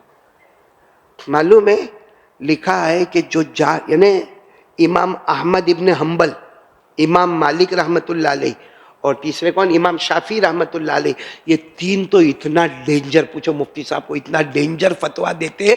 امام شافعی، امام مالک، امام احمد ابن حنبل کہتے کوئی جان بوجھ کر نماز چھوڑے کیا؟ قتل، قتل۔ تو ہمارے امام اعظم امام ابو حنیفہ وہ کہتے ہیں کوئی جان بوجھ کے نماز چھوڑے اتنا مارو، اتنا مارو، حتی یسیل الدم من بدنی، یہاں تک کہ اس کے بدن سے خون نکلے، اتنا مارو اس کو۔ امام صاحب اگر کسی کو مارے تو گئی نوکری، نوکری بھی گئی نہ چھوکری بھی گئی۔ صحیح کہہ رہا ہوں غلط کہہ رہا ہوں؟ یعنی یہ امام ابو حنیفہ کہتے ہیں کہ اتنا مارو کہ بدن سے خون نکلے، امام شافعی کہتے ہیں قتل کر دو، امام احمد ابن حنبل کہتے ہیں قتل کر دو، امام مالک کہتے ہیں قتل کر دو۔ تو کیا یہ امام غلط ہے؟ امام غلط ہے؟ نہیں، انہوں نے قرآن دیکھا، 500 مرتبہ اللہ نماز کا حکم دے ہوئے، ہمارے نبی 7,000 مرتبہ نماز کا حکم دے ہوئے، اور میری بیٹی، میری بہن، میری ماں 15 دن تک فجر کی نماز نہ پڑھے۔ قسم اللہ کی زمین پہ رہنے کا کوئی حق نہیں ہے، لیکن کیا کرے، مجبور ہے، فتویٰ نہیں دے سکتے، مجبور ہے۔ لیکن جب اپنے گھر والے جمع ہو تو فتویٰ دینے میں کوئی حرج نہیں ہے۔ اور ماشاءاللہ میرے کو خوشی تو اس بات کی ہوئی کہ یہاں روشنی مدرسہ نا، یہ ہمارے مفتی صاحب نے بتایا، روشنی کلاس چلتی ہے جس میں بچوں کو اور بچیوں کو دین کی تعلیم بھی، دنیاوی تعلیم۔ میں آپ کو ایک بات بتاؤں، بہت عقل حیران ہوگی۔ پہلے معلوم ہے حضرت جابر رضی اللہ تعالیٰ عنہ، کون؟ حضرت جابر رضی اللہ تعالیٰ عنہ نے مدینے سے شام کا سفر کیا۔ جب شام پہنچے تو پوچھا کہ بھائی کیوں آئے، کیوں اتنا دور کیوں آئے؟ کہا ایک حدیث سننے کے واسطے آیا ہوں۔ کتنی حدیث سننے کے واسطے؟ یعنی وہ زمانے میں پیاسا جو ہے وہ کس کے پاس جاتا تھا؟ کنویں کے پاس۔ اب ماشاءاللہ ہمارے سورت کے ہر محلے میں کنواں ہے، علم کا کنواں ہے، لڑکوں کے واسطے بھی ہے، لڑکیوں کے واسطے بھی ہے۔ ناظرہ ہمارے یہاں پڑھایا جاتا ہے، تختیہ ہمارے یہاں پڑھائی جاتی ہے، قاعدہ پڑھایا جاتا ہے، تجوید پڑھایا جاتا ہے۔ اب اتنا اچھا قاری سلمان نے جو قرآن پڑھا، عقل حیران ہو جائے، ایسا شعبہ قرات کا امام ہمارے پاس موجود ہوئے، یہ مفتی ظفر صاحب ہمارے پاس موجود ہے، اور علماء کرام ہمارے پاس موجود ہے۔ مطلب کنواں، علم کا کنواں۔ حفظ کلاس پڑھائی جاتی ہے، عالم کلاس پڑھائی جاتی ہے، قاری کلاس پڑھائی جاتا۔ اچھا پھر مولانا نے میرے کو بتایا، میں تو مولانا ظفر صاحب کا ہاتھ چوموں، اتنا مبارک آدمی ہے کہ باقاعدہ ہمارے بچوں کو کمپیوٹر سکھایا جاتا ہے، ہمارے بچوں کو، ہماری بیٹیوں کو سلائی سکھائی جائے، ہماری بیٹیوں کو ہنر سکھایا جائے۔ اس سے بڑھ کر کیا ہوگا؟ لیکن افسوس اس بات کا ہے، پہلے پیاسا کنویں کے پاس جاتا تھا، اب کنواں موجود ہے۔ اور آپ نے دیکھا ہوگا دور دور کے بچے آتے ہیں، علم حاصل کر کے جاتے ہیں، اور جو مدرسے کے سب سے قریب ہے وہ پیاسا کا پیاسا ہی رہ جاتا۔ آپ گجرات کے مدرسے کا سروے کرو مفتی ظفر صاحب، آپ کو بہار کے بچے ملیں گے، بنگال کے بچے ملیں گے، اڑیسہ کے بچے ملیں گے، مہاراشٹر کے بچے ملیں گے، خاندیش کے بچے ملیں گے، لیکن سورت کے کتنے بچے، گجرات کے کتنے بچے؟ جو علوم کا مرکز ہے میرے دوستو، وہ کنواں جو ہے ہمارے پاس ہے، قیامت میں اللہ پوچھے گا۔ اور ایک بات یاد رکھنا، اللہ نے صاف فرمایا، ایک اندھا اور ایک دیکھنے والا، یہ دونوں برابر؟ بولو دونوں برابر؟ اچھا ابھی یہ لائٹ جل رہی ہے، یہ اجالا اور اندھیرا دونوں برابر؟ زندہ اور مردہ دونوں برابر؟ ٹھنڈی کا موسم، گرمی کا موسم دونوں برابر؟ اللہ نے فرمایا وَمَا يَسْتَوِي الْأَعْمَى وَالْبَصِيرُ وَلَا الظُّلُمَاتُ وَلَا النُّورُ وَلَا الظِّلُّ وَلَا الْحَرُورُ وَمَا يَسْتَوِي الْأَحْيَاءُ وَلَا الْأَمْوَاتُ۔ اللہ نے کہا یہ سب برابر نہیں ہو سکتے۔ اسی طرح اللہ نے جملہ استفہامیہ لا کر یہ کہا، اگر یہ چیزیں برابر نہیں ہو سکتی تو قیامت میں عالم اور جاہل یہ بھی دونوں برابر نہیں ہوں گے۔ ایک بغیر حساب کتاب جنت میں جائے گا اور ایک جہنم کی طرف جائے گا۔ اللہ نے فرمایا هل يستوي الذين يعلمون والذين لا يعلمون۔ اس لیے میں میری ماں بہنوں سے یہاں سے جاتے ہوئے دو بات کہوں گا۔ ایک تو اپنے بچے بچیوں کی تعلیم کی فکر کریں۔ معلوم ہے ہم چھوٹے چھوٹے تھے، ہمارے گھر میں ایمان بھی نہیں تھا، میں 2 سال کا تھا تب میرا ابا نے ایمان قبول کیا، اور میں 5 سال کا تھا جب میری امی نے ایمان قبول کیا. ابا امی دونوں الگ ہو گئے تھے, پھر اس کے بعد میں ساتھ میں جڑے, یعنی بڑے مجاہدہ. یہ جامعہ حسینیہ میں میرے ابا چھوڑ کر چلے گئے. آپ کو تعجب ہوگا, جامعہ حسینیہ ہے نا راندیر میں الحمدللہ 8 سے 8.5 مہینے میں حافظ ہو گیا. اچھا حافظ ہو گیا نا, تو میرے استاد تھے حافظ قاسم مرحوم, انہوں نے مجھے کہا بیٹا تو کل حافظ ہو جائے گا, او ابا کو خبر کرنا. وہ زمانے میں موبائل کچھ نہیں تھا, وہ لیٹر لکھنے کا ہوتا. تو ہم نے لیٹر لکھا تو کوئی جواب آیا نہیں. 1-1.5 ہفتے کے بعد میرے ابا آئے, تو میرے استاد نے کہا آپ کا بیٹا حافظ ہو گیا. کیونکہ میرے ابا کو یہی نہیں معلوم تھا کہ حافظ کس کو کہتے ہیں, یہی نہیں معلوم تھا کہ حافظ کس کو کہتے. وہ بیچارے استادی چوڑا منگوائے, بجیا منگوائے, سب کو کھلایا, اور میرے کو کہا بھی تیرا ابا نہیں لایا, لے میں تیرا باپ بن کے سب کو کھلاتا ہوں, اللہ ان کو جزائے خیر عطا فرماوے. تو وہ زمانہ ایسا تھا کہ ماں کو چھوڑنے کا, اپنی بہنوں کو چھوڑنے کا, گھر کے در و دیوار کو چھوڑنے کا. یہ پوچھو مولانا جاوید یہاں پر بیٹھے, یہ بھی ایک یتیم کی طرح عقل کنواں میں مکمل تعلیم حاصل کی ہے. آج نندربار میں ماشاءاللہ نندربار کے بہترین امام ہے. تو یہ کہہ رہا تھا میں کہ ہمارے زمانے میں کوئی سہولت نہیں ہوتی تھی, یا ہم کو باہر جانا پڑتا تھا. اب تو نہ ماں کو چھوڑنا ہے, نہ بہن کو چھوڑنا ہے, نہ گھر کو چھوڑنا ہے. صرف ماں کو توجہ دینا ہے کہ میرا بیٹا اسکول بھی پڑھے, حافظ بھی بن جائے. پہلے کیا زمانہ تھا معلوم ہے, جو دین پڑھے گا وہ دنیا نہیں, جو دنیا پڑھے گا وہ دین نہیں. میں انگلینڈ گیا الحمدللہ, افریقہ گیا, امریکہ گیا, سب جگہ میں نے دیکھا بچہ حافظ بھی ہے, ڈاکٹر بھی ہے, قاری بھی ہے, اور انجینئر بھی ہے, عالم بھی ہے, اور کمپیوٹر سافٹ کیا بولتے ہیں وہ انجینئر کا, وہ سافٹ کا جو ڈگری کرتا ہے اس میں بہترین ڈگری پر پہنچا ہوا ہے. آج اللہ نے بہت سہولتیں دی ہے. اس لیے میری ماں بہنیں آپ کو دل و جان سے اپیل کروں گا, ایک تو اپنے گھر کے بڑے نماز کی طرف دھیان دے, اور اپنے بچوں کو یہ جو مدرسہ ہے روشنی نام کا مدرسہ, واقعتاً یہ ہمارے لیے بہت بڑی روشنی ہے. اس میں اپنے بچوں کو بھیجے, اپنی بیٹیوں کو بھیجے, بڑی عورتیں بھی پڑھنے کی کوشش کریں, بڑے مرد بھی پڑھ لیں. آج افسوس کے ساتھ کہنا پڑتا ہے بڑا بڑا کاروبار ہے, صورت میں کپڑے کا کاروبار ہے, اسٹیٹ کا کاروبار ہے, لیکن اگر اسی جوان کو کھڑا کرو اس کی سورہ فاتحہ صحیح نہیں ہے, سورہ فاتحہ صحیح نہیں ہے, اور کروڑوں کا کاروبار کرتا. ہم کو کاروبار سے جلن نہیں ہے, ہم تو دعا کرتے تجھے اللہ ابجوں کا کاروبار کراوے, مگر کم سے کم سورہ فاتحہ تو صحیح کر دے, سورہ فاتحہ تو صحیح کر دے. آپ کو معلوم ہے ایک ہمارا بچہ, بولو ایک ہمارا, آخری بات سنو, ہمارا بچہ, یہ میری ماں بہنوں کو کہہ رہا ہوں, ہمارا بچہ یا ہماری بچی ایک بار سورہ فاتحہ پڑھے. کتنی بار؟ نہیں ساتھ میں بولو کتنی بار. ہاں حدیث پاک میں کیا لکھا, یکشف اللہ عنہم العذاب الی 40 سنہ. ایک بچہ یا ایک بچی ایک بار سورہ فاتحہ پڑھے, اور تجوید کے ساتھ پڑھے, عمدگی کے ساتھ پڑھے. علامہ بیضاوی رحمۃ اللہ علیہ نے لکھا ہے حدیث, ہمارے نبی صلی اللہ علیہ وسلم نے فرمایا ہمارا بیٹا یا بیٹی ایک بار سورہ فاتحہ پڑھے, اللہ 40 سال کے لیے عذاب کو دور کر دیتا ہے. یعنی ہمارے گھر کا بیٹا بیٹی سورہ فاتحہ پڑھے تو علاقے سے 40 سال کا عذاب دور ہوتا ہے. تو گھر سے عذاب کتنا دور ہو جائے گا, گھر سے ساری بلائی کتنی دور ہو جائے گی, گھر سے ساری مصیبتیں کتنی دور ہو جائے گی. اس لیے 2 باتوں کا, ایک تو اپنے بچوں کو دین اور دنیاوی تعلیم, ایجوکیشن, نالج ایک پاور ہے ہمارا, اس کے اوپر لائے, اور ہمارے بڑے سب نماز کی طرف دھیان دیں, سورہ فاتحہ صحیح کرے, قرآن کی 10 سورتیں صحیح کرے. اللہ تبارک و تعالی ہم سب کو عمل کی توفیق عطا فرمائے. مفتی ظفر صاحب کا, قاری سلمان صاحب کا, حافظ الماس کا, بیٹے یاسر اور بیٹے ایوب کا, اور بیٹا سلمان اور حافظ آصف, بہت سارے پہچان والے یہاں بیٹھے. اللہ تعالیٰ سب کے جان مال و عمر میں برکت عطا فرمائے. اور دیکھو ابھی جو نماز کا وقت آئے گا وہ کون سی نماز ہوگی؟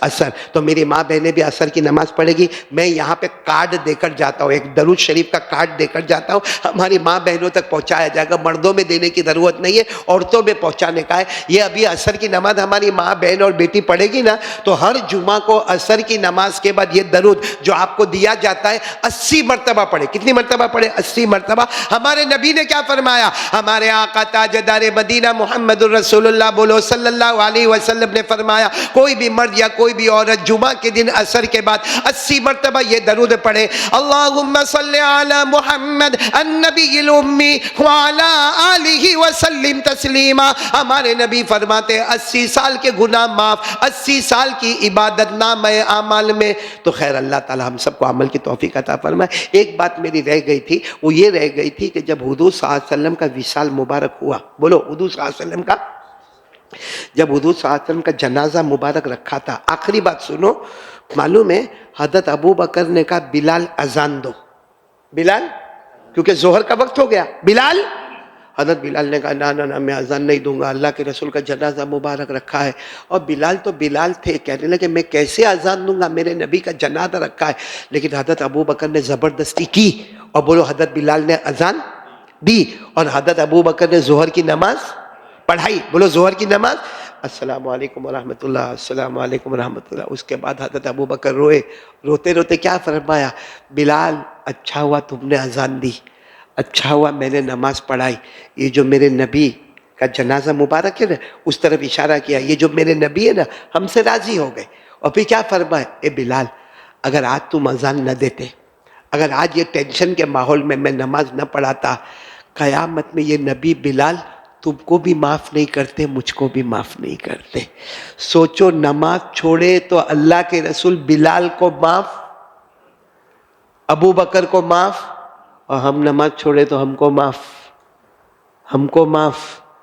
کیسا انصاف ہے بھائی، یہ کیسا انصاف ہے۔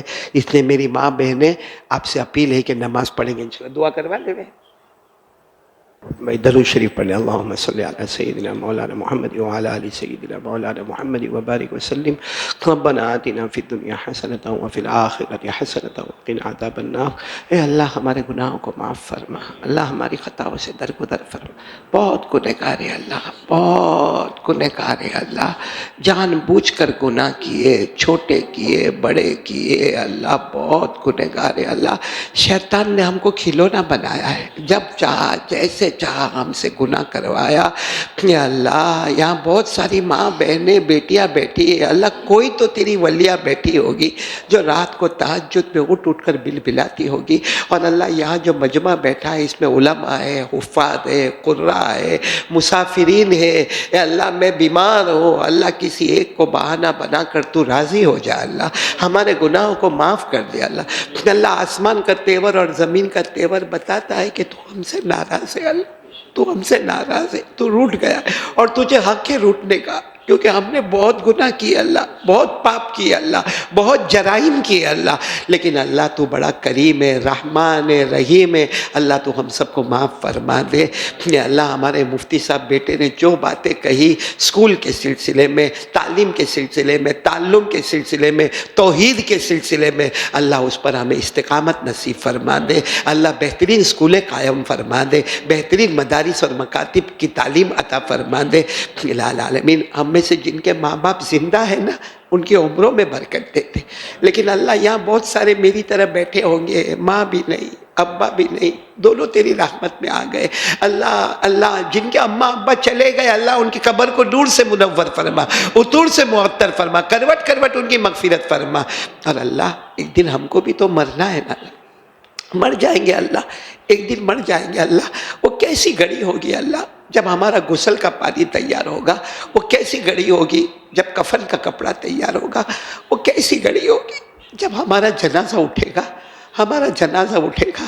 اے اللہ میں نہیں کہتا اللہ، میرے کو کہنے کا کوئی حق بھی نہیں اللہ، لیکن ہمارے نبی نے فرمایا گنہگار بے نمازی جب قبر میں جاتا ہے اللہ، جہنم کا لوہا 3000 سال گرم کر کے لایا جاتا ہے، کبھی آنکھوں کو پھوڑ دیا جاتا ہے، قبر میں جبڑوں کو پھاڑ دیا جاتا ہے، ہڈیوں کو توڑ دیا جاتا ہے، پسلی کو پسلی سے ملا دیا جاتا ہے، قبر میں سانپ اور بچھو چھوڑے جاتے۔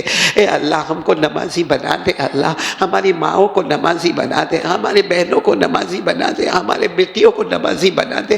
اور اللہ بہت تمنا ہے ہر ماں باپ کے دل میں تمنا ہے میرا بیٹا حافظ ہو جاوے، میرا بیٹا حافظ ہو جاوے، لیکن اللہ ماں باپ کی کمزوری سامنے آ جاتی ہے۔